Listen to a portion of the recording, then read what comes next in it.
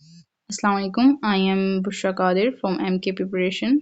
Today we will discuss about the PPSC Biology past paper 2022. So let's start. First question है कि which process take place in mitochondria. Option जो हमारे पास हैं वो हैं glycolysis, fatty acid synthesis, cholesterol synthesis and beta oxidation of fats. तो question ये है कि कौन सा ऐसा प्रोसेस है इनमें से जो माइटोकॉन्ड्रिया में हो रहा होता है। तो हम माइटोकॉन्ड्रिया की डायग्राम यहाँ पे देख सकते हैं जिसमें हमें आउटर मेम्ब्रेन दिखाई गई है, इनर मेम्ब्रेन दिखाई गई है और माइटोकॉन्ड्रियल मैट्रिक्स दिखाई गई हैं। तो माइटोकॉन्ड्रियल मैट्रिक्स जो हैं इनमें बीटा ऑक्सीडेशन हो रही है फैटी एसिड्स की। तो यहाँ पे जो डी ऑप्शन है बीटा ऑक्सीडेशन ऑफ फैट्स वो राइट है, क्योंकि बाकी जो थ्री ऑप्शंस हैं उनमें से कोई ऐसा प्रोसेस नहीं है जो माइटोकॉन्ड्रिया में हो रहा हो। सेकंड जो हमारे पास क्वेश्चन है वो ये है कि which is not classified as conjugated molecule. तो कॉन्जुगेटेड प्रोटीन्स या कॉन्जुगेटेड मॉलिक्यूल्स वो होते हैं जिनमें प्रोटीन के साथ नॉन प्रोटीन पार्ट अटैच होता है, जैसा कि लिपिड्स, न्यूक्लिक एसिड या कार्बोहाइड्रेट्स। तो इस तरह से जो है वो कोवलेंट बाउंड या वीक बाउंड बनाकर एक दूसरे के साथ कंबाइन हो जाते हैं दो डिफरेंट कंपाउंड्स, तो वो कॉन्जुगेटेड मॉलिक्यूल्स बना देते हैं। जैसा कि हमारे पास बहुत सारी एग्जांपल्स दी हुई हैं, लिपोप्रोटीन, फ्लेवोप्रोटीन, हीमोप्रोटीन, ग्लाइकोप्रोटीन, इस तरह से। तो यहाँ पे हम जो ऑप्शन देख सकते हैं कि लिपोप्रोटीन ऑप्शन है, ग्लाइकोप्रोटीन है, मेटालोप्रोटीन है और लास्ट जो हमारे पास ऑप्शन है वो है कंप्लीट प्रोटीन। तो कंप्लीट प्रोटीन में जस्ट प्रोटीन मौजूद है, कोई और जो कंपाउंड है या कोई और जो हमारे पास प्रोस्थेटिक ग्रुप या कोई भी नॉन प्रोटीन पार्ट अटैच नहीं है, जस्ट कंप्लीट प्रोटीन मौजूद है, तो ये कॉन्जुगेटेड मॉलिक्यूल नहीं कहला सकती। थर्ड जो हमारे पास क्वेश्चन है वो है कोएंजाइम्स आर फॉर्म्ड फ्रॉम। तो कोएंजाइम्स जो है वो मोस्टली विटामिन से बने होते हैं, जैसा कि यहाँ पे टेबल में हम देख सकते हैं कि थायमिन पायरोफोस्फेट है, फ्लेविन मोनो न्यूक्लियोटाइड है। तो ये सारे जो हैं वो विटामिन से ड्राइव किए गए हैं। तो यहाँ पे protein, fats and carbohydrates and vitamin 4 option दिए गए हैं, जबकि जो राइट ऑप्शन है वो डी है, विटामिन। नेक्स्ट क्वेश्चन है the process of finding the relative gene on a chromosome is called. जो ऐसा कौन सा प्रोसेस है जिसमें क्रोमोसोम्स के ऊपर हम रिलेटिव जीन की लोकेशन को फाइंड करते हैं। यहाँ पे ऑप्शंस हैं gene tracking, gene mapping, gene walking and chromosome walking. तो जब भी हम किसी क्रोमोसोम पर, जैसे कि डायग्राम में दिखाया जा रहा है कि जब भी हम किसी क्रोमोसोम पर किसी जीन की रिलेटिव पोजीशन या लोकेशन को फाइंड आउट करते हैं तो इस प्रोसेस को जीन मैपिंग कहलाता है। मतलब कि इस प्रोसेस को जीन मैपिंग कहते हैं। नेक्स्ट क्वेश्चन है कि computational methodology that tries to find the best matching between molecule are receptor and ligands is called. मतलब कि ऐसी कौन सी कंप्यूटेशनल मेथडोलॉजी है जो बेस्ट वे फाइंड करती है, best mood off binding find करती है between a receptor and ligament, यानी कि एक प्रोटीन जो हम जिसको हम टारगेट कहेंगे उसके साथ लिगेंड्स, यानी कि लिगेंड्स या इनहिबिटर को जब बाइंड कराना होता है उनकी रिलेटिव मतलब कि बेस्ट मैचिंग करानी होती है, इनको बाइंड कराने का बेस्ट मूड जो है उसको फाइंड करने के लिए जो कंप्यूटेशनल मेथडोलॉजी यूज़ की जाती है उसको मॉलिक्यूलर डॉकिंग कहते हैं। तो यहाँ पे जो ऑप्शन सी है मॉलिक्यूलर डॉकिंग वो राइट है। सिक्स क्वेश्चन है कि most Mollusca are living in marine habitat, fresh water habitat, terrestrial habitat और ऑल ऑफ दीज। तो जो मोलस्क हैं हम जानते हैं कि वो इवॉल्व भी सी में ही हुए हैं और इसी वजह से मोस्ट मोलस्क जो हैं अभी तक स्टिल मैरीन में ही रहते हैं। कुछ गैस्ट्रोपोड्स एंड बाइवेल्व्स हैं जो फ्रेश वाटर में रहते हैं और बहुत ही कम ऐसे गैस्ट्रोपोड्स हैं जैसा कि स्लग्स एंड स्नेल्स जो टेरेस्ट्रियल हैं। तो मोस्टली जो मोलस्क हैं वो मैरीन हैबिटेट में ही रहते हैं, तो option A is right. Next question ये है कि which of the following does not belong to phylum Mollusca. तो sea hare, sea lemon and sea मेका ये तीनों के तीनों ही मोलस्क फाइलम से बिलोंग करते हैं, जबकि जो ऑप्शन डी है सी फीदर्स। हम जानते हैं कि अकाइनोडर्म्स जो फाइलम है अकाइनोडर्म्स उसमें एक क्लास है सिरिनोइड्स, जिनको हम कॉमनली जो है सी लिलीज भी कहते हैं बिकॉज इनका फ्लावर लाइक अपीयरेंस होती है। तो सी फीदर्स जो है वो सिरिनोइड्स से बिलोंग करते हैं जो कि अकाइनोडर्म फाइलम से बिलोंग करते हैं। तो इसलिए हम सी फीदर्स जो हैं ये फाइलम मोलस्का से बिलोंग नहीं करते, तो D option is right. Next question ये है कि which of the following is called pearl mother layer. यहाँ पे आप पर्ल यानी कि बाइवेल जो है उसका स्ट्रक्चर देख सकते हैं। तो इसमें जो मेंटल है सेंटर में उससे बिल्कुल ऊपर एक लेयर दिखाई गई है जिसको मदर ऑफ पर्ल कह रहे हैं। ब्रैकेट में नेक्री लिखा हुआ है, तो जो ऑप्शन ए है नेक्री वो राइट है। बाकी जो मेंटल है या बाकी जो ऑप्शंस हैं वो राइट नहीं है, क्योंकि पर्ल मदर लेयर का पूछा जा रहा है, तो पर्ल मदर लेयर या मदर ऑफ पर्ल जो है वो नेक्री को बोला जाता है। The term chromosome is coined bye, जो क्रोमोसोम की टर्म थी वो किसने दी थी? तो सबसे पहले ये टर्म वेल्डेयर ने दी थी। C option is right. Who propose the chromosomal theory of inheritance, तो क्रोमोसोमल थ्योरी ऑफ इनहेरिटेंस किसने दी थी? सूटन एक अमेरिकन साइंटिस्ट था जिसने क्रोमोसोम और मेयोसिस की स्टडी की ग्रॉस हॉपर में। इसी तरह बॉबरी जो था वो जर्मन साइंटिस्ट था जिसने स्टडी किया क्रोमोसोम और मेयोसिस को सी अर्चन में। तो दोनों ने ही जो है वो क्रोमोसोमल थ्योरी ऑफ इनहेरिटेंस दी थी, इसलिए option D is right because both A and B, Sutton and Boveri, are correct. How many sex chromosomes are present in human beings? आप देख सकते हैं कि ह्यूमन क्रोमोसोम 46 क्रोमोसोम होते हैं टोटल, तो पेयर कितने होते हैं? 23 पेयर्स होते हैं। 23 पेयर्स में से 22 पेयर्स जो होते हैं वो ऑटोसोमल क्रोमोसोम होते हैं। जस्ट एक जो होता है एक्स एंड वाई वाला जो पेयर है क्रोमोसोम्स का, उसको सेक्स क्रोमोसोम कहते हैं। तो हम वन पेयर जो है, option A is right. Which of the following is not a natural predator of BPH? BPH जो है वो बेसिकली एक इंसेक्ट है जिसका नाम है ब्राउन प्लांट होपर, बीपीएच। इसका साइंटिफिक नेम जो है वो ये है कि नीला परवाटा लुगिन्स। नीला परवाटा लुगिन्स जो है ये एक राइस पेस्ट है।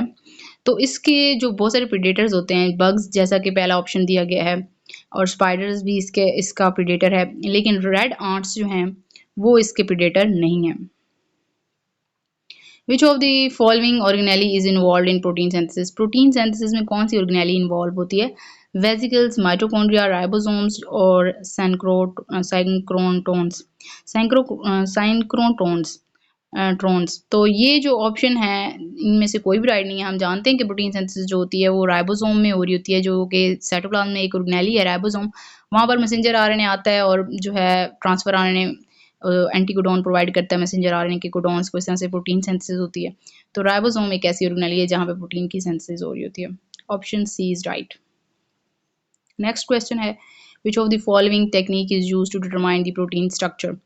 प्रोटीन स्ट्रक्चर को डिटरमाइन करने के लिए हमारे पास एक्सरे क्रिस्टलोग्राफी जो है वो best and accurate in vitro method है जिससे प्रोटीन का स्ट्रक्चर डिटरमाइन किया जा सकता है।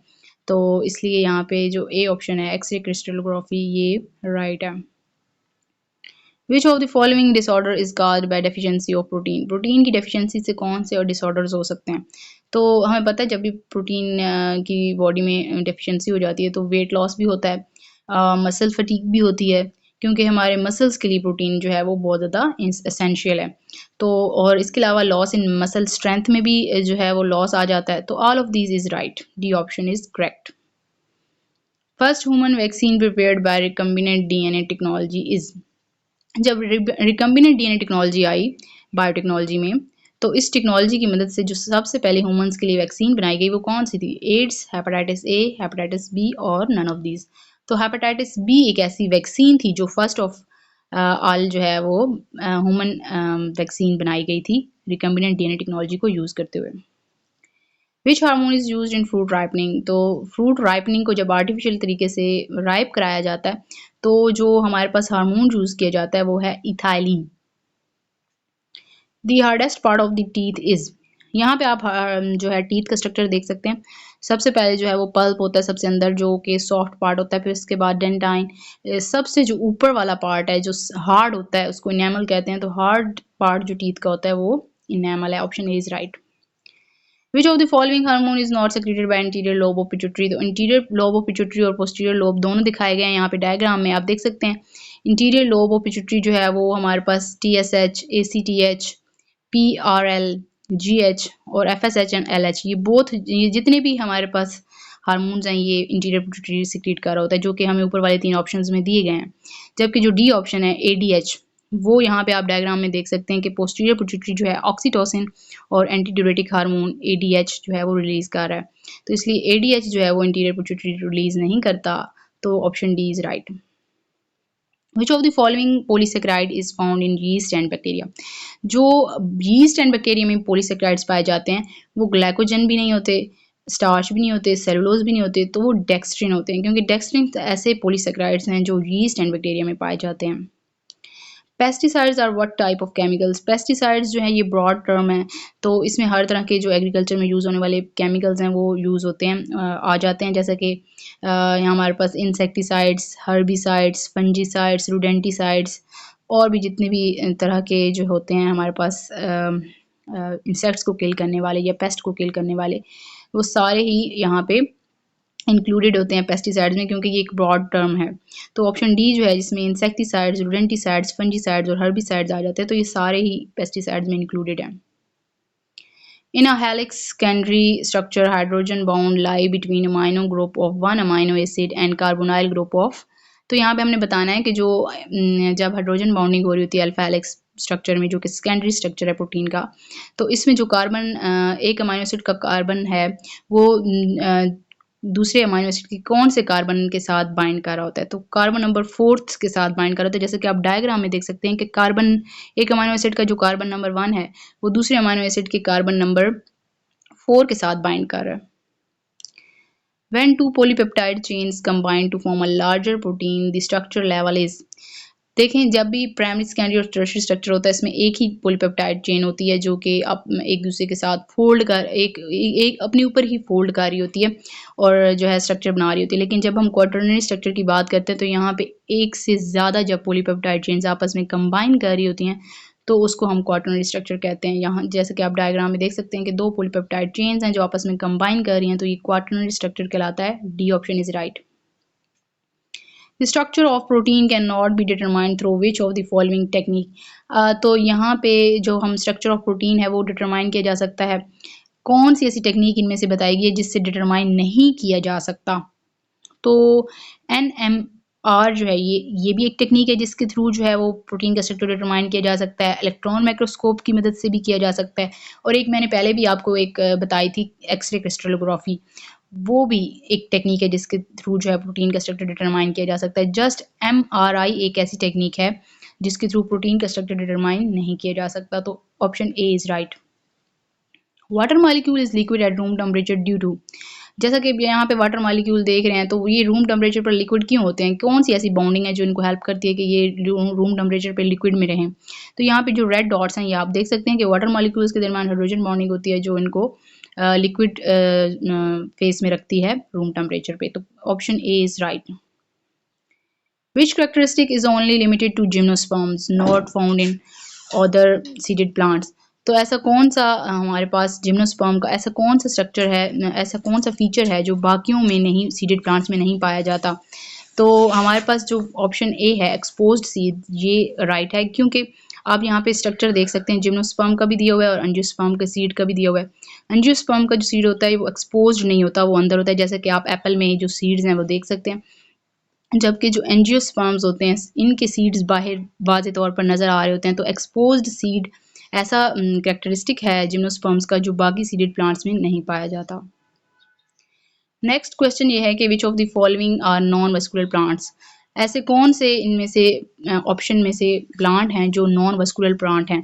तो जो हमारे पास ब्रायोफाइट्स हैं ये ऐसे प्लांट्स हैं जो नॉन वस्कुलर प्लांट्स हैं, इनमें हॉर्नवर्ड्स, लिवरवर्ड्स और मोसेस तीनों ही आ जाते हैं। नेक्स्ट क्वेश्चन है which of the following is symmetrical asymmetrical, तो इनमें से कौन सा ऑप्शन है जो एसिमेट्रिकल है? तो एसिमेट्रिकल जो हमारे पास होते हैं वो फाइलम पोरीफेरा जो है जिसमें स्पॉन्ज आ जाते हैं वो एसिमेट्रिकल होते हैं, इनकी कोई सिमेट्री नहीं होती। बाकी जो सी एनीमोन है, हाइड्रा है, ये स्निडेरियंस में आ जाते हैं, इनकी भी रेडियल सिमेट्री होती है। फ्रॉग जो हैं वो बायलेटरल सिमेट्री रखते हैं, तो जस्ट स्पॉन्ज एक ऐसा ऑप्शन है जो एसिमेट्रिकल होते हैं जिनकी कोई सिमेट्री नहीं होती। नेक्स्ट हमारे पास क्वेश्चन है ABO blood group show dash when both alleles A and B allele express in heterozygote, ऐसी कंडीशन जिसमें एक हेट्रोजाइगोट यानी कि बोथ जीन्स मौजूद हों, जैसा कि AB आप देख सकते हैं टेबल में, AB जो ब्लड ग्रुप है, ब्लड टाइप है, इसमें IA और IB बोथ जीन एक्सप्रेस हो रहे हैं और ये हेट्रोजाइगोट कंडीशन है, तो जिसमें बोथ A और B एलील एक दूसरे को एक्सप्रेस कर रहे हो हेट्रोजाइगोट में, तो ऐसा जो ABO ब्लड ग्रुप होगा यानी कि AB ब्लड ग्रुप होगा उसको हम कोडोमिनेंस कहेंगे। कोडोमिनेंस ऐसा होता है, ऐसी कंडीशन होती है जिसमें बोथ एलील एक दूसरे को एक्सप्रेस कर रहे होते हैं हेटरोज़िगोट कंडीशन में। एंटीकोडॉन इज फॉर, एंटीकोडॉन हमें पता है जब कोडॉन मैसेंजर आरएनए पे मौजूद होता है तो एंटीकोडॉन जो उसके साथ बाइंड करता है राइबोसोम की ऑर्गेनेली पर प्रोटीन सिंथेसिस के लिए, वो कौन सा होता है? तो एंटीकोडॉन जो होता है वो ट्रांसफर आरएनए पर मौजूद होता है और कोडॉन जो है मैसेंजर आरएनए पे मौजूद होता है, और इन दोनों की बाइंडिंग से जो है वो अमाइनो एसिड्स आते हैं, ट्रांसफर आरएनए लेकर आता है और जो है प्रोटीन सिंथेसिस होती है। तो एंटीकोडॉन किसके लिए होता है? ट्रांसफर आरएनए के लिए। B option is right. Next question है कि if G is anticodon then according to wobbler hypothesis G will pair with, अगर G हमारे पास एंटीकोडॉन हो यानी कि ट्रांसफर आने पर मौजूद हो, तो वॉबलर हाइपोथेसिस के थ्रू के मुताबिक जो है वो G किसके साथ पेयर करेगा मैसेंजर आरएनए में? तो मैसेंजर आरएनए आप जानते हैं कि आरएनए जो होता है उसमें, यहाँ पे आप देखें कि यहाँ पे नॉर्मली तो जी जो है वो सी के साथ पेयर कर रहा है, लेकिन वॉबलर पेयरिंग में क्या होता है कि यहाँ पे जी जो है वो यू के साथ पेयर कर रहा है, क्योंकि आरएनए है तो जो टी है सी है उसकी जगह पे क्या आ जाएगा? यूरेसिल आ जाएगा, इसलिए जी जो है वो यू के साथ बाइंड करेगा। तो option A is right. Screening of phenotype toward genotype, जब हम यहाँ पे दो तरह के फॉरवर्ड और रिवर्स जेनेटिक्स होती है। फॉरवर्ड जेनेटिक्स वो होती है जिसमें हम फिनोटाइप से जीनोटाइप का पता लगाएं, और अगर हम रिवर्स जेनेटिक्स की बात करें तो उसमें ऐसा होता है कि हम जीन का पता लगाते हैं फिनोटाइप से, यानी कि फिनोटाइप्स को स्क्रीन करते हुए हम जीनोटाइप की तरफ अगर जा रहे हैं, जैसे कि क्वेश्चन में पूछा गया है कि screening of phenotype toward genotype, तो ये रिवर्स जेनेटिक्स होती है। Option B is right. Agriculture require which kind of water, तो एग्रीकल्चर जो है उसके लिए कौन किस तरह का वाटर रिक्वायर्ड होता है? हमें पता है सलाइन वाटर, मेरीन वाटर और सी वाटर नहीं चाहिए होते एग्रीकल्चर के लिए। एग्रीकल्चर को एक फ्रेश वाटर चाहिए होता है, तो फ्रेश वाटर जो है वो सी ऑप्शन राइट है। Protozoa that can cause disease, ऐसा कौन से प्रोटोजोआ हैं जो यहाँ पे ऑप्शन में दिए गए हैं जो डिजीज काजिंग हैं? तो अमीबा जो है, पैरामीशियम जो है, ये डिजीज काजिंग नहीं है, जबकि जो ऑप्शन सी है ट्रैपेनोसोमा, ये एक प्रोटोजोआ है जिसका नाम कंप्लीट है ट्रैपेनोसोमा ब्रूसी। ये काज करता है एक फैटल डिजीज जिसको ट्रैपेनोसोमासिस भी कहते हैं या स्लीपिंग सिकनेस भी कहते हैं, तो ये एक डिजीज काजिंग प्रोटोजोआ है। Spicules of spoon made up of, जो स्पॉन्ज होते हैं उनके स्पिक्यूल्स किस तरह से बनते हैं, मतलब कौन से सेल से डेवलप करते हैं? तो हमारे पास यहाँ पे आप देख सकते हैं स्पिक्यूल्स जो हैं वो उनकी डेवलपमेंट में जो स्पिक्यूल्स हैं वो सिक्रीट किए जा रहे होते हैं, एक स्पेशलाइज्ड अमीबोसाइट सिक्रीट करता है जिनको हम स्क्लेरोब्लास्ट कहते हैं। तो option B is right because scleroblast are those cells which produce spicules in sponge. Monotremes are dash mammals, monotremes कौन से मैमल्स होते हैं? तो एगलिंग होते हैं, फ्लाइंग होते हैं, मेरीन होते हैं, नन ऑफ दीज। तो हमें पता है कि मोनोट्रीम्स मैमल्स की वो कैटेगरी है जो एग लेइंग मैमल्स हैं, जैसा कि duck bill platypus, spiny ant eaters, तो ये जो हैं ये एग लेइंग मैमल्स होते हैं। Option A is right. Distance between two nitrogenous basis in DNA strand is, यहाँ पे आप डीएनए स्ट्रैंड देख रहे हैं और जो वो क्वेश्चन कर रहे हैं वो ये कर रहे हैं कि दो जो बहुत सारी ऐसे जो डीएनए स्ट्रैंड के अंदर नाइट्रोजनियस बेसिस होती हैं, तो हर डीएनए जो नाइट्रोजनियस बेसिस हैं उनके दरमियान कितना डिस्टेंस होता है? तो हर नाइट्रोजनियस बेस का एक दूसरे से 0.34 नैनोमीटर का डिस्टेंस होता है, जो डायग्राम में भी दिखाया गया। तो option A is right. the part which have antibiotic resistance in bacteria, ऐसा कौन सा बैक्टीरिया का पार्ट होता है जो एंटीबायोटिक रेजिस्टेंस होता है? तो हमें पता है कि बैक्टीरिया के अंदर जो एक प्लाज्मिड स्ट्रक्चर है वो एंटीबायोटिक रेजिस्टेंट होता है, जैसे कि डायग्राम में भी आप देख सकते हैं ये जो प्लाज्मिड है ये मल्टीपल रेजिस्टेंट प्लाज्मिड है। तो प्लाज्मिड ऐसा स्ट्रक्चर है, ऑप्शन डी इज राइट, जो एंटीबायोटिक रेजिस्टेंस होता है इन bacteria. Which amino acid inter first in urea cycle, urea cycle में सबसे पहले कौन सा अमाइनो एसिड इंटर होता है?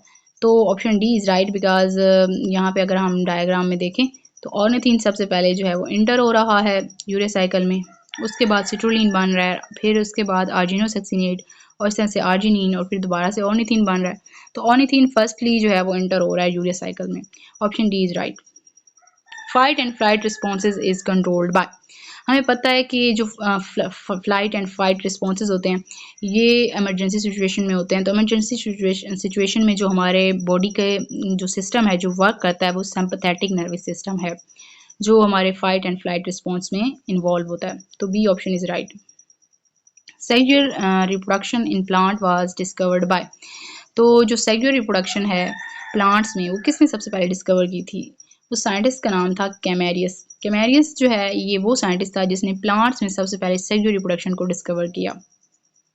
Messenger RNA formation take place in, हमें पता है आरएनए जो भी हो, मैसेंजर हो, ट्रांसफर हो, राइबोसोमल हो, तो उनकी सिंथेसिस कहाँ पे हो रही होती है? न्यूक्लियस में। तो क्लोरोप्लास्ट और माइटोकॉन्ड्रिया में तो बिल्कुल भी नहीं हो रही होती, तो option B is right because nucleus में आरएनए की सिंथेसिस होती है।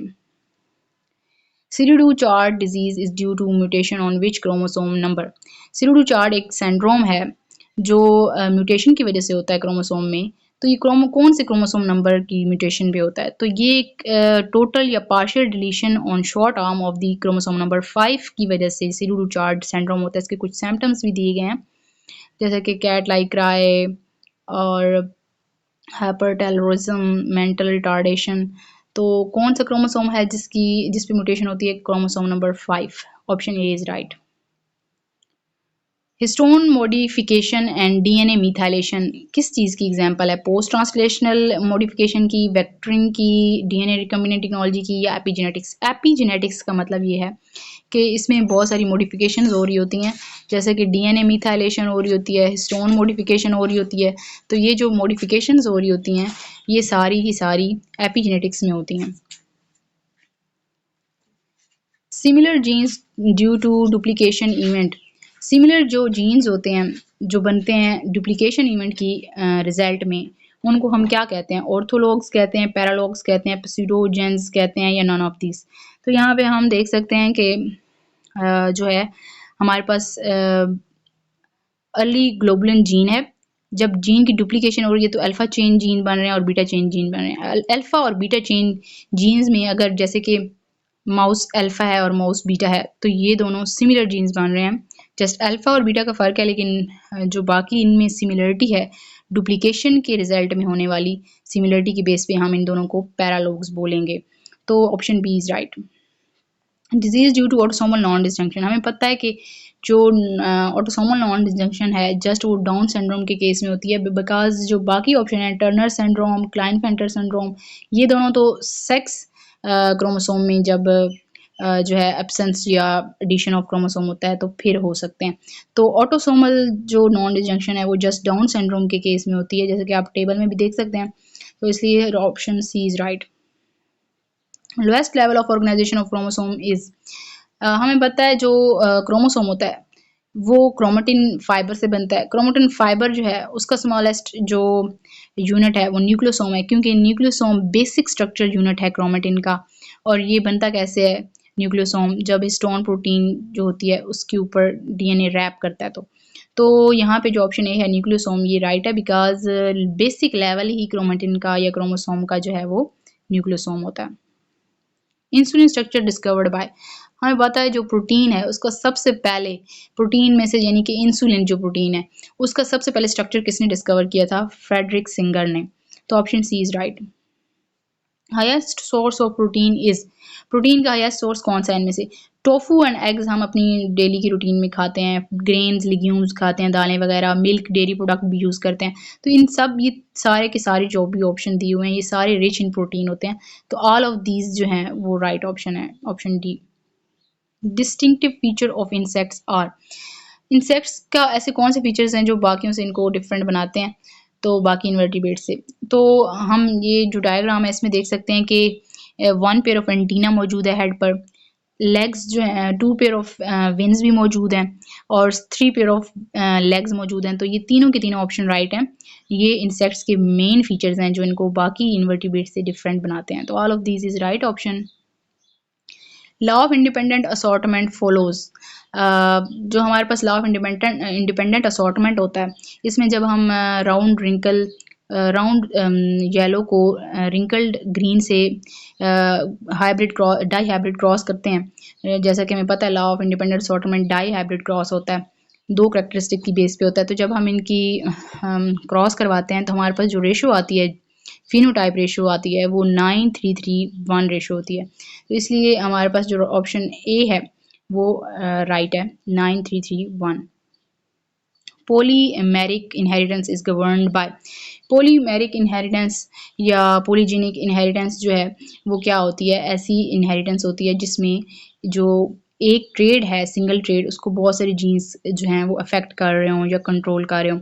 जैसे कि हाइट की अगर एग्जांपल ले लें तो ये एक ऐसी करैक्टरिस्टिक है या ऐसी ट्रेड है जिसको मल्टीपल जीन्स जो हैं वो कंट्रोल कर रहे होते हैं या अफेक्ट कर रहे होते हैं। तो ऐसी ट्रेड को हम पॉलीमेरिक या पॉलीजेनिक इनहेरिटेंस कहते हैं। तो option C is right because multiple gene affect single trait. Alternation of generation is found in, हमें पता है जितने भी नॉन वेस्कुलर प्लांट्स हैं जैसा कि ब्रायोफाइट्स जिसमें लिवरवर्ट्स, मोसेस एंड हॉर्नवर्ट्स आ जाते हैं, ये सारे ब्रायोफाइट्स की एग्जांपल हैं। तो नॉन वेस्कुलर जितने भी प्लांट्स हैं उनमें अल्टरनेशन ऑफ जनरेशन तो हो रही होती है, जैसे कि स्पोरोफाइट से गेमिटोफाइट और गेमिटोफाइट से फिर स्पोरोफाइट। तो all of these are right. zigzag chromatin pattern is due to, जो हमारे पास न्यूक्लियोसोम बन रहा होता है और फिर उससे क्रोमेटिन फाइबर बन रही होती है। तो जो zigzag उसका पैटर्न होता है क्रोमेटिन का, वो किस प्रोटीन की मदद से बन रहा होता है? तो nucleosome, histone core, histone H1, none of this. तो हिस्टोन H1 एक ऐसी प्रोटीन है जिसकी वजह से क्रोमेटिन का जो zigzag पैटर्न है वो बनता है। तो option C is right. Bacteria are used naturally in the mine industry. The process is called as, bacteria जो है वो नेचुरली हम यूज़ करते हैं माइन इंडस्ट्री में। तो इस प्रोसेस को क्या कहते हैं? मतलब कि ऐसी कौन सी टेक्निक है या जो माइनिंग इंडस्ट्री में जो मेटल्स हैं उनको एक्सट्रैक्ट करने के लिए हम यूज़ करते हैं जब भी माइक्रो ऑर्गेनिजम्स को, तो हम उसको बायो माइनिंग कहते हैं। क्योंकि बायो माइनिंग इसलिए कहते हैं कि हम माइक्रो ऑर्गेनिजम्स को यानी कि लिविंग ऑर्गेनिजम्स को यूज़ कर रहे हैं मेटल्स को एक्सट्रैक्ट करने के लिए ओर्स में से। तो इसलिए माइनिंग इंडस्ट्री में जो टेक्निक यूज़ की जाती है बैक्टीरिया को यूज़ करके, उसको बायो माइनिंग कहते हैं। D option is right. Pressure detecting receptor कौन से होते हैं? तो हमें पता है हाइड्रो रिसेप्टर तो वाटर के लिए होते हैं, चीमो केमिकल्स के लिए, जियो जो है वो ग्रेविटेशनल फोर्स के लिए। तो बैरो रिसेप्टर्स जो होते हैं, option B is right because baroreceptor जो होते हैं वो प्रेशर डिटेक्टिंग रिसेप्टर्स होते हैं। Which of the following are hybridisation technique that doesn't use probe, ऐसी कौन सी हाइब्रिडाइजेशन टेक्निक है जो प्रॉब को यूज़ नहीं करती? तो पेज एंड बायोटिंग दोनों ऐसी टेक्निक्स हैं जो प्रॉब को यूज़ करती हैं। तो फिश जो है ये एक ऐसा ऑप्शन है जो हाइब्रिडाइजेशन टेक्निक है जो नहीं यूज़ करती प्रॉब को। Genetic recombination occur in which phase, genetic recombination जो है वो कौन सी फेज में हो रही है? हमें पता है कि जब भी म्योसिस होती है तो उसमें जेनेटिक रिकम्बिनेशन होती है, और म्योसिस दो तरह की होती है, म्योसिस 1 और म्योसिस 2। तो म्योसिस 1 जो होती है उसकी प्रोफेस 1 जो होती है उसमें जो है वो क्रॉसिंग ओवर होती है जिसमें सिनेप्सिस होती है, टेट्राड फॉर्मेशन होती है, फिर जो नॉन सिस्टर क्रोमैटिड्स होते हैं वो अपने सेगमेंट्स चेंज करते हैं। तो क्रॉसिंग ओवर जो होती है वो हमारे पास प्रोफेस 1 में हो रही है म्योसिस 1 की। तो इसलिए ऑप्शन ए जो है वो राइट है। Plants are transform more easily than animals because, plants क्यों ज़्यादा आसानी से जो है वो ट्रांसफॉर्म किए जा सकते हैं एनिमल्स की निस्बत? वो इसलिए किए जा सकते हैं बिकॉज देयर सेल्स जो होते हैं वो इजीली कल्चर किए जा सकते हैं टेस्ट ट्यूब में, पेट्री डिशेस में। तो ऑप्शन सी जो है वो राइट है। Yoghurt and cheese are made by the process, हमें पता है कि जो हमारे पास चीज़ और योगर्ट वगैरह बन रही होती हैं वो फर्मेंटेशन प्रोसेस से बनती हैं। तो फर्मेंटेशन ऐसा प्रोसेस है जो यीस्ट या बैक्टीरिया को यूज़ करते हुए योगर्ट और चीज़ बनाते हैं। तो option A is right.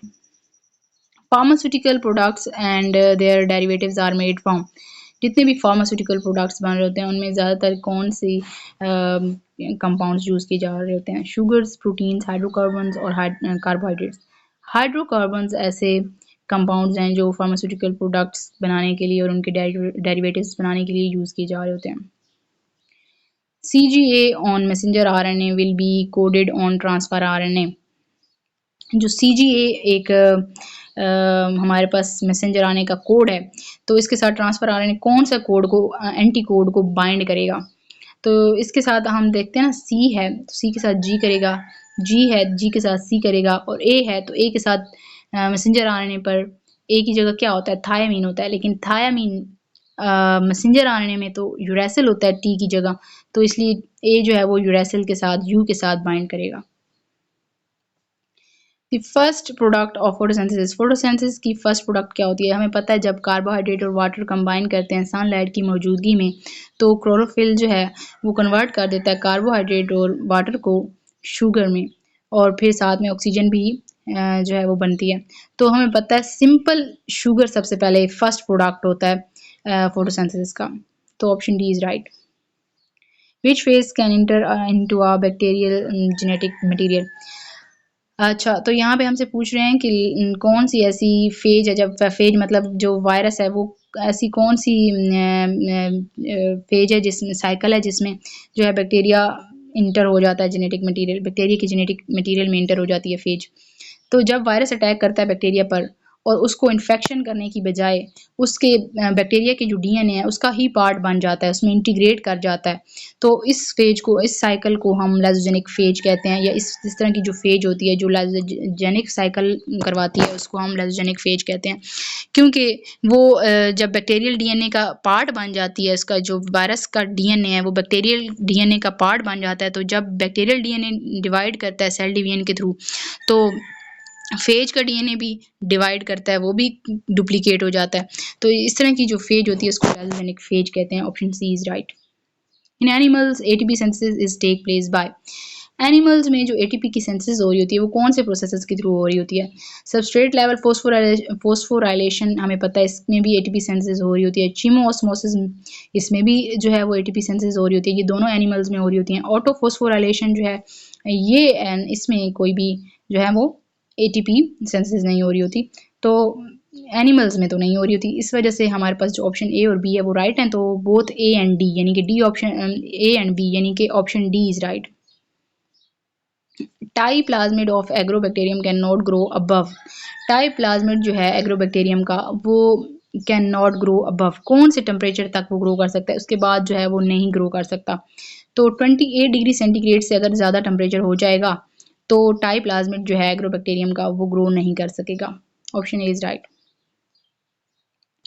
ATP produced in complete aerobic respiration, जब of a single glucose molecule, जब एक सिंगल ग्लूकोज मॉलिक्यूल की कंप्लीट एरोबिक रिस्पिरेशन होती है तो कितने एटीपी प्रोड्यूस होते हैं? हमें पता है कि जो जब भी एरोबिक रिस्पिरेशन होती है कंप्लीट किसी भी एक ग्लूकोज मॉलिक्यूल की, तो हमारे पास टोटल जो है वो 36 एटीपी जनरेट होते हैं।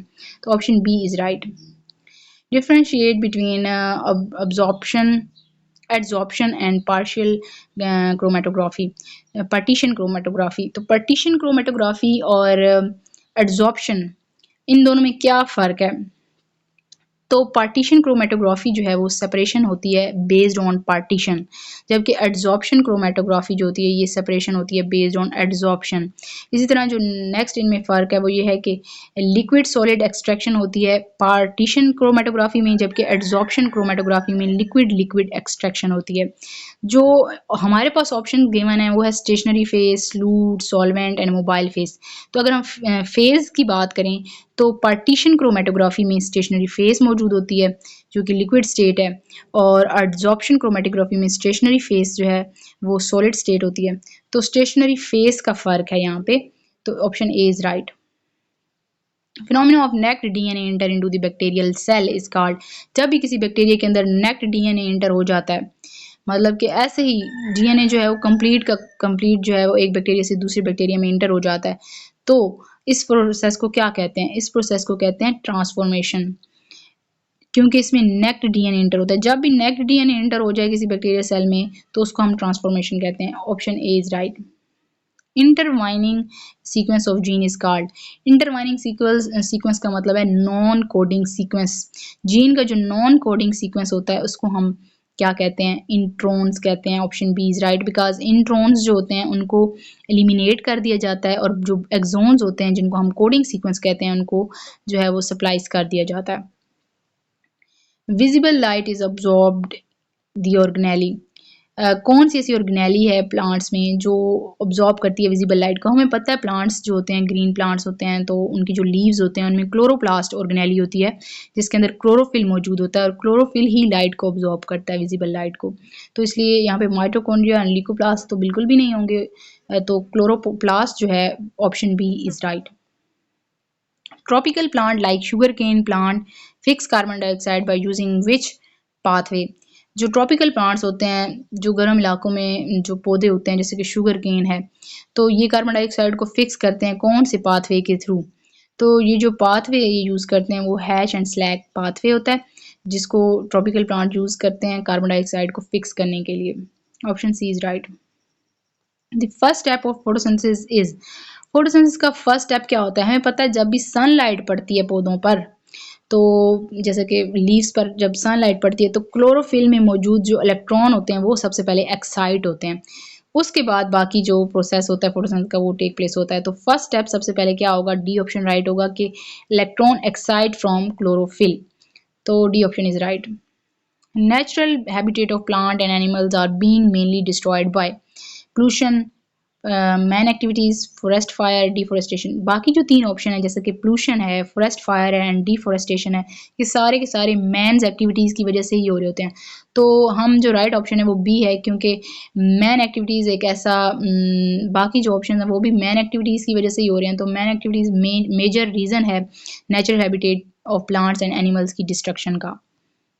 Which coiled when coiled peptide chain of protein connect with hydrogen bound they form. Coiled peptide chain की बात हो रही है, तो coiled peptide chain alpha helix structure में होती है। तो अल्फा हेलिक्स स्ट्रक्चर में जब पेप्टाइड चेन कॉइल होती है तो हाइड्रोजन बाउंडिंग की मदद से हो रही होती है। तो हमें पता है कि हाइड्रोजन बाउंडिंग जो है वो सेकेंडरी प्रोटीन स्ट्रक्चर में होता है, और सेकेंडरी प्रोटीन स्ट्रक्चर में बीटा प्लेटेड शीट और अल्फा हेलिक्स होती है। तो बीटा प्लेटेड शीट तो कॉइल्ड नहीं होती, अल्फा हेलिक्स कॉइल्ड होती है। तो इसलिए हमारे पास ऑप्शन जो राइट है वो अल्फा हेलिक्स है। In a population with two alleles for a gene locus P and P, यहाँ पे एक कैपिटल P है एक स्मॉल p है। The allele frequency of capital P is 0.7. What would be the frequency of heterozygote if the population is in Hardy-Weinberg equilibrium?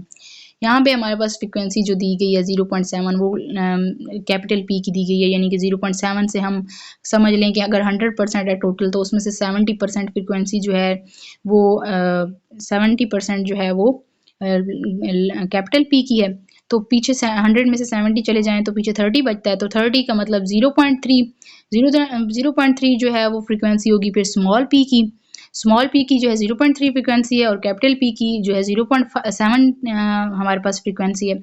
तो हमें वो मालूम करने के लिए कह रहे हैं कि what would be the frequency of heterozygote. अगर हार्डी-विंगबर्ग इक्विलिब्रियम में पॉपुलेशन है तो हेटेरोजाइगोट की फ्रिक्वेंसी मालूम करने के लिए हम फार्मूला यूज़ करेंगे हार्डी-विंगबर्ग इक्विलिब्रियम का, वो है p² + 2pq + q²। लेकिन यहाँ पे हमने फाइंड करना है हेटेरोजाइगोट की जीनोटाइप को, इसलिए हम जो फार्मूला है वो ये यूज़ करेंगे 2pq। 2 मल्टीप्लाई बाय p क्या हमारे पास वैल्यू थी 0.7 और q की थी 0.3, तो जो हमारे पास आंसर आएगा वो है 0.42 यानी 42%।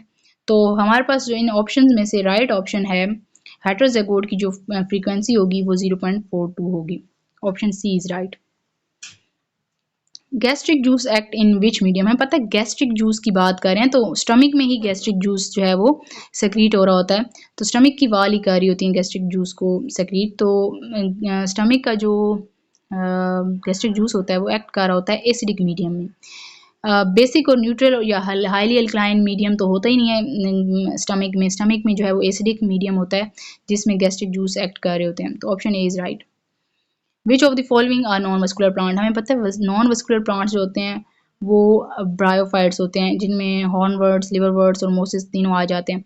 तो हमारे पास जो इनमें से सही ऑप्शन है वो है ब्रायोफाइट्स जो कि नॉन वस्कुलर प्लांट्स हैं। Which of the following is not an extra embryonic membrane, यहाँ पे आप डायग्राम में देख सकते हैं एक्स्ट्रा एम्ब्रोनिक मेम्ब्रेन्स दी गई हैं जैसा कि एमनियन, एलेंटॉइस, कोरियन एंड यॉक्सैक, ये सारी की सारी जो है एक्स्ट्रा एम्ब्रोनिक मेम्ब्रेन्स हैं। तो जस्ट हमारे पास जो डी ऑप्शन है स्माइट, ये एक्स्ट्रा एम्ब्रोनिक मेम्ब्रेन नहीं है। Which of the following statement is true about the complete protein, कह रहे हैं कि इनमें से कौन सा ऑप्शन ठीक है जिसमें ये बताया गया हो कि कंप्लीट प्रोटीन की डेफिनेशन को वो अच्छे से डिफाइन कर रहा हो। तो high protein food that stabilise body weight, food that has balanced amount of fat and protein, food that contain all amino acids essential for body, none of these। तो इनमें से जो ऑप्शन सी है जिसमें बताया गया है कि food that contain all amino acid essential for body, हमें पता है कंप्लीट प्रोटीन, उसी की डेफिनेशन जो बेस्ट डेफिनेशन है वो यही है कि कंप्लीट प्रोटीन वो होती है जिसमें तमाम एसेंशियल अमाइनो एसिड मौजूद हों जो बॉडी के लिए एसेंशियल होते हैं। तो option C is right. Nehru report was presented by, Nehru report किसने प्रेजेंट की थी? तो मोतीलाल नेहरू जो है इसने नेहरू रिपोर्ट प्रेजेंट की थी। In imperative sentence there is, imperative sentence ऐसा होता है जिसमें कमांड दी जा रही हो, फिर ऑर्डर ऑफ प्लेस भी बताया जा रहा हो और आखिर में जो है वो रिक्वेस्ट भी की जा रही हो। तो कमांड, फिर ऑर्डर ऑफ प्लेस और फिर रिक्वेस्ट, ये जो सेंटेंस बनेगा ये इम्पेरेटिव सेंटेंस बनेगा। तो option B is right. Catherine place is situated in, Catherine place जो है वो कहाँ पे सिचुएटेड है? तो ये एक जगह का नाम है कैथरीन, जो कि सिचुएटेड है सेंट पीटर्सबर्ग में। Option A is right. The book War and Peace was written by, book जो है वार एंड पीस ये किसने लिखी थी?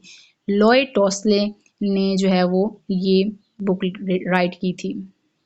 In which year Karachi grand mosque was completed, Karachi की जो ग्रैंड मॉस्क है वो कौन से ईयर में कंप्लीट की गई थी? 2021 में। On earth the sky is blue, what will be the colour of sky on other planet in solar system, जो स्काई का कलर है वो अर्थ से देखा जाए तो ब्लू कलर का होता है। तो अगर हम सोलर सिस्टम के किसी और प्लैनेट से देखें स्काई का कलर तो कौन सा नज़र आएगा? तो हमें ब्लैक कलर का नज़र आएगा। तो option C is right.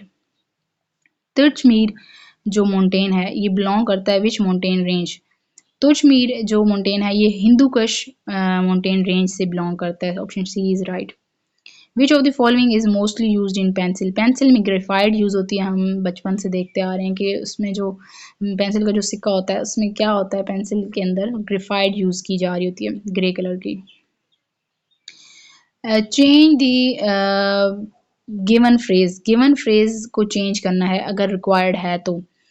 No lady is in the committee, यहाँ पे अगर हम गौर से देखें फ्रेज को तो no lady is in the committee, committee में कोई लेडी नहीं है। इसका मतलब है ये तो कंप्लीट पहले से ही है सेंटेंस, तो यहाँ पे हमें कोई ज़रूरत नहीं है कोई जो है वो चेंज करने की फ्रेज को, इसलिए none of these option is right.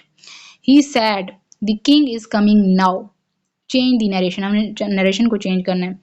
The king is coming now में हमने करना चेंज ये है कि he said that, he said के बाद हम दैट लगा देंगे। किंग इज था तो किंग वाज, और कमिंग नाउ है तो कमिंग देन, ये बेस्ट ऑप्शन है कि he said that king was coming then. तो B option is right. Age of A and B is, जो है ए और बी की जो एज रेशो है वो 6:5 है। तो अगर इनकी कंबाइंड एज देखी जाए तो वो 44 है। तो आफ्टर 8 ईयर, अगर 8 साल बाद इनकी एज जो होगी अगर देखी जाए तो वो बी की कितनी होगी? बी की जो एज होगी वो 28 ईयर्स होगी, क्योंकि हम अगर 6:5 रेशो को देखें तो जो बी की रेशो बनती है एज 8 ईयर्स बाद वो 28 ईयर बनेगी। इन 1946 poor man budget was presented bye, 1946 में पुअर मैन बजट किसने प्रेजेंट किया था? लियाकत अली खान जो थे उन्होंने पुअर मैन बजट जो है वो प्रेजेंट किया था। Option A is right. Which of the following is single user system, single user system जो है वो कौन सा है इन ऑप्शन में से? M S window, Linux, M S doc, Mac. नहीं, एम एस डॉक यानी कि जो सिंगल यूजर सिस्टम है वो एम एस डॉक है। यहाँ पे C option is right. Which of the following is not present in the presentation layout, presentation layout में कौन सा जो है इनमें से ऑप्शन प्रेजेंट नहीं होता? तो यहाँ पे टाइटल्स, ग्राफ्स, एनिमेशन ये तीनों प्रेजेंट होते हैं प्रेजेंटेशन लेआउट में, जस्ट लिस्ट मौजूद नहीं होती। तो सी जो है वो राइट ऑप्शन है। Find the matching word according to the given statement, given statement के मुताबिक हमने वर्ड्स को मैच करना है। जैसे कि उन्होंने हमें दिया हुआ है नथिंग, नो बॉडी, तो हम जो है वो समथिंग के साथ सम बॉडी लगाएंगे, तो सम बॉडी ज़्यादा मैच कर रहा है समथिंग के साथ, इसलिए बी जो है वो राइट ऑप्शन है। एनुअल शुगर कंजप्शन जो है per capita in Pakistan is, Pakistan की जो एनुअल शुगर कंजप्शन है पर कैपिटा वो कितनी है? वो है 25 kg। C option is right. In 2005, LCD screen size was 15.5. In 2011, it was 18.5.